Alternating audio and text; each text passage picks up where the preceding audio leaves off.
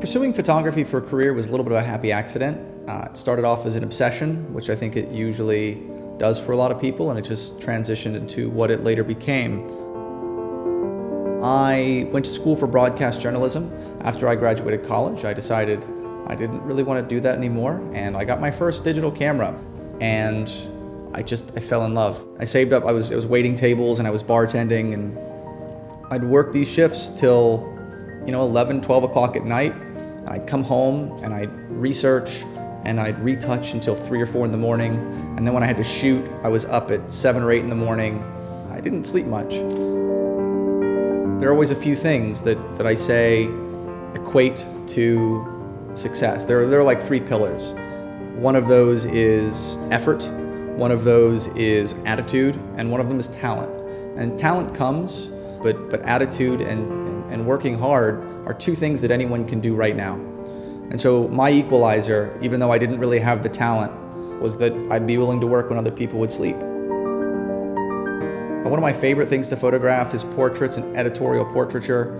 I probably see myself doing a lot more of that. I also love character portraits and the elaborate character portraits. Art history has just been something that was a hobby for me. I never went to school for it.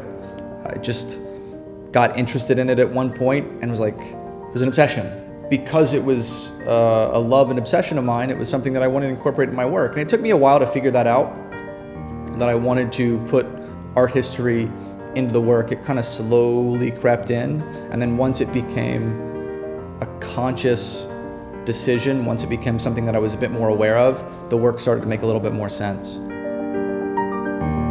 I had the opportunity to come up to New York. I was like, what do I do now? So I went back to shooting more regularly, and I was shooting, and then ultimately I had the opportunity to teach. And I did that, and I started teaching at the New York Film Academy, and I've been there for about 3.5 years.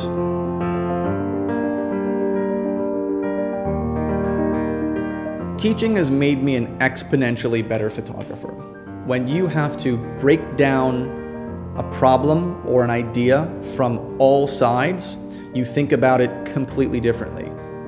I'm very fortunate that I have the opportunity with teaching to work surrounded by something that I love. Even if I'm not shooting every day, I am surrounded by photography. And I love that. I love that I get to spend my time talking about something that means so much to me.